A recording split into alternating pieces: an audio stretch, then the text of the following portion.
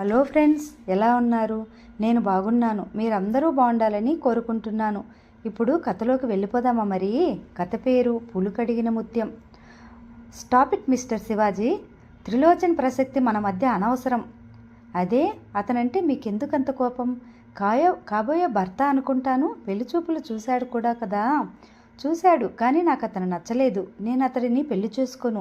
మీరు మీ పార్ట్నర్ని వెతుక్కుంటున్నట్లే నేను నా పార్ట్నర్ని వెతుక్కుంటున్నాను, సెలెక్ట్ చేసుకోబోతున్నాను.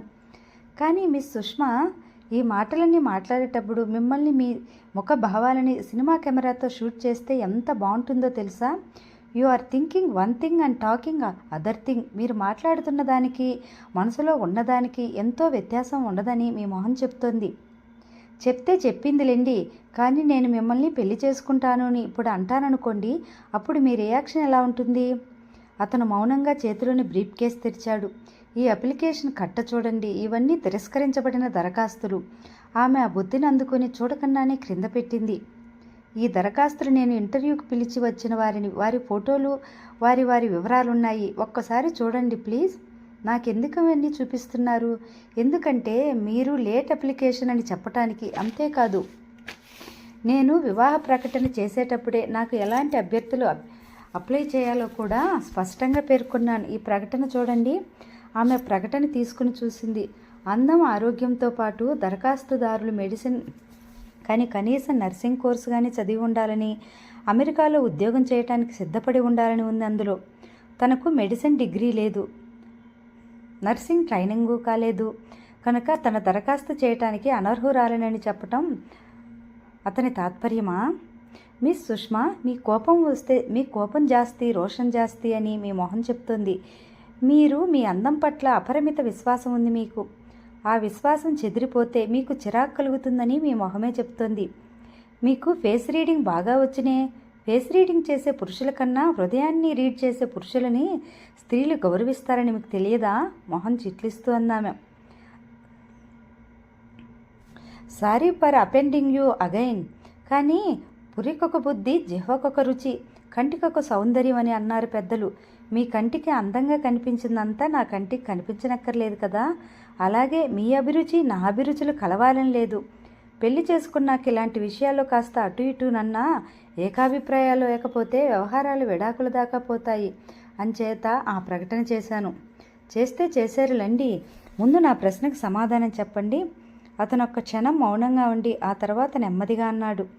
మీరు ఆ ప్రశ్నను అంత డైరెక్ట్గా అడిగారు కనుక నేను రూల్స్ను రిలాక్స్ చేస్తాను. మీ దరఖాస్తు లేకుండానే మీకు 11వ అభ్యర్థిగా ఇంటర్వ్యూకి హాజరయ్యే అవకాశాన్ని ఇస్తాను.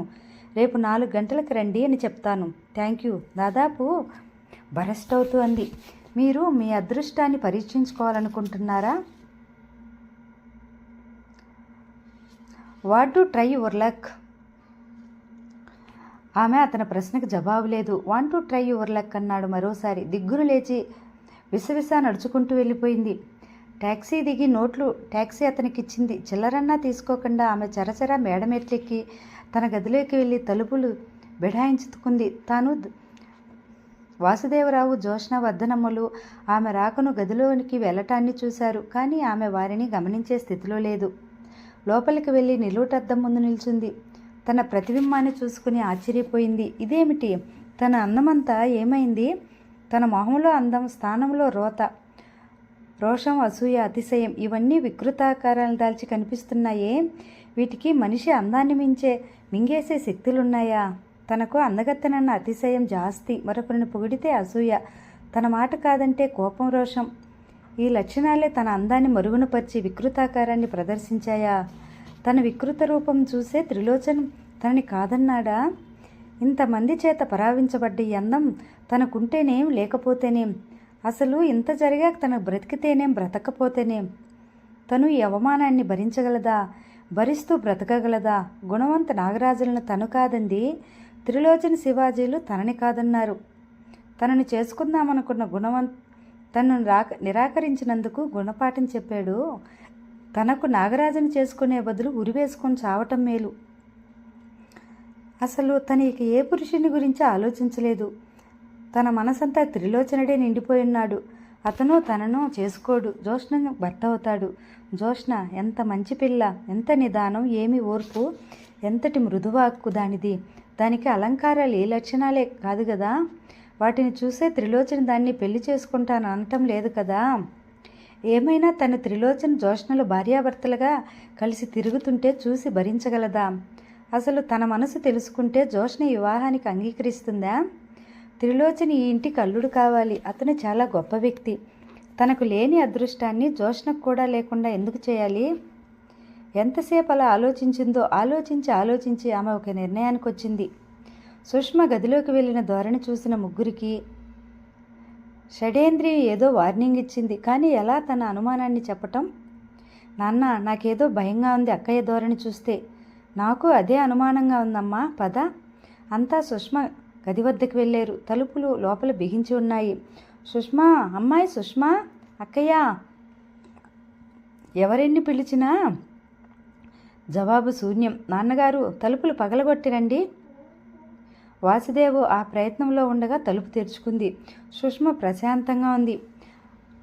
అప్పుడే కడిగిన ముత్యంలో ఆమె అందం ప్రకాశిస్తుంది. నాన్నగారు, నా అందాన్ని ఎవరో పరాభవించారని బాధపడ్డాను. మీరిచ్చిన ఈ అందాన్ని నాశనం చేసుకోవాలనుకున్నాను. కానీ ఆలోచిస్తే మీ అందాన్ని నేనే అహంకారంతో అవమానించాలనుకున్నా తెలుసుకున్నాను. అంచేత అహంకారాన్ని చంపుకుంటున్నాను. అసూయను, అతిశయాన్ని, రోషాన్ని చంపుకుంటున్నాను. చనిపోవటం పిరికి వాళ్ళ లక్షణం గనక నేను బ్రతికి ఉండాలనుకుంటున్నాను. బ్రతికి భౌతికాతీతమైన వాటినే కన్నా సాధించాలనుకుంటున్నాను. నాకు వివాహం అసలు వద్దు. దయచేసి జోష్నని త్రిలోచనకిచ్చి వివాహం చేయండి. ఇది నా కోరిక. సుష్మలో వచ్చిన ఈ మార్పును వారు ముగ్గురు అనుచందలు ఆశ్చర్యపోవాలో తోచలేదు. కానీ ముగ్గురు కళ్ళ నుంచి ముత్యాల్లా 3 కన్నీటి బిందువులు రాలేయి. అమ్మా సుష్, నువ్విప్పుడు చాలా అందంగా ఉన్నావమ్మా. కానీ నిరాశను, నిస్పృహలను దరిచేరనీయకు.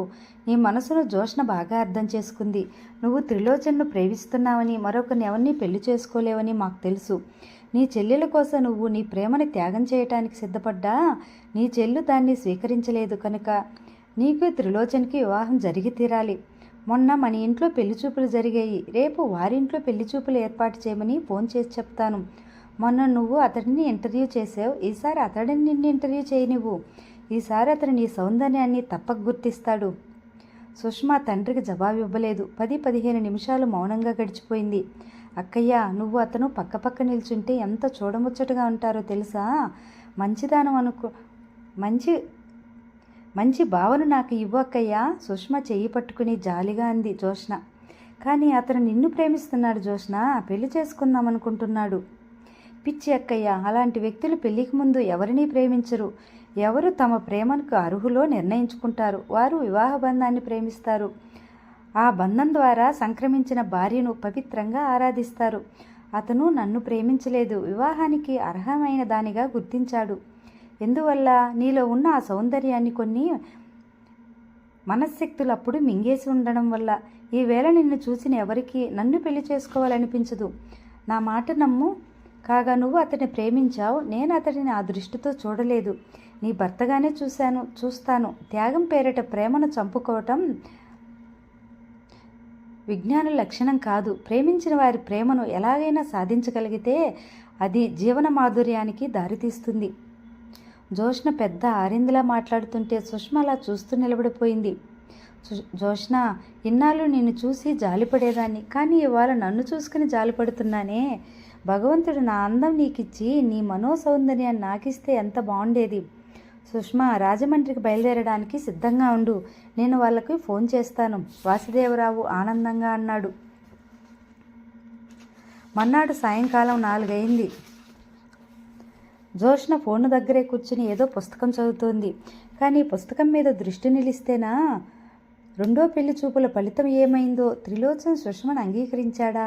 అంగీకరించకపోతే అతను అంగీకరిస్తాడు. అతనంత మూర్ఖుడు కాదు, సంస్కారం లేనివాడు కాదు. కనుక అక్కయ్య ప్రేమను తప్పక అంగీకరిస్తాడు. అక్కయ్యలో వచ్చిన మార్పును ఆహ్వానించి ప్రోత్సహించి తీరుతాడు. ఫోను మోగింది. రాజమండ్రి నుంచి అయి ఉండాలి. అమ్మయ్య, వార్త, శుభవార్త. ఫోన్ ఎత్తిందేమో. Hello, I'm mister Shivaji. సుష్మేనా మాట్లాడుతోంది?